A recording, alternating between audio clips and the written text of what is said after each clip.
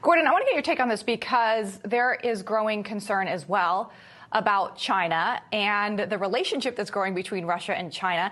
Just this week, Secretary of the Navy raised concern over our inability, the U.S., to keep up with China's naval fleet. According to Carlos Del Toro, China has about 340 ships right now. So that's 40 more than the U.S. And they estimate that China will have 440 in the next 7 years. The U.S.'s strategy is only to have 350, so 50 more than we have in the next 22 years. And Del Toro also saying this, Gordon, that they have China 13 shipyards. One of those shipyards is larger than all of our shipyards combined, just for comparison. He says that presents a real threat. Do you feel like the U.S. is taking this threat seriously of China, that they're growing their naval fleet to such large numbers? The United States is not taking China as seriously as we need to, because it's not just the building of the Navy or their armed forces in general. We know that Xi Jinping is, in fact, preparing for war. He's trying to sanction-proof his regime, and he's mobilizing China's civilians for war. And Lindsay, as we know, during the Communist Party's 20th National Congress in October, he appointed what's now being called the War Cabinet.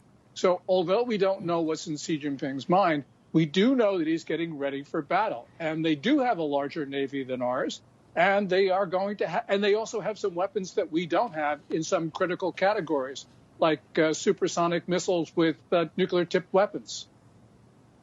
Yeah, and we also know that they've been very clear, at least Xi has, or alluding to the fact that they do want to take over, put Taiwan back into what they would consider their reign in the next few years, which would pose a very concerning situation for the U.S. I do want to ask this, though, because tomorrow marks the 1 year of Russia's invasion of Ukraine. And there are reports just this week that China is considering giving Russia arms to help supply weapons to them, to Russia. We're supposed to get intel maybe any day if that is true or not. If that is true, Steve, and China is going to supply Russia with weapons, how should the U.S. respond to that?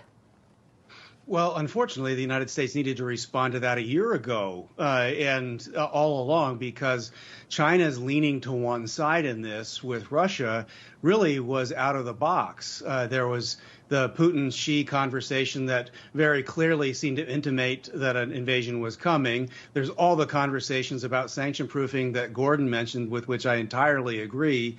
And so the material assistance, I think there is some evidence that that also has been happening. If it increases, it just really undermines the efficacy or effectiveness of NATO and the attempt by the United States with Europe to deter any further escalation. That's very damaging to America's credibility in other parts of the world, really undermines the idea that we would have any kind of effective response to China if they chose to move on Taiwan. And given my lifelong friendship with people there, I dearly hope that they are safe and that China is deterred.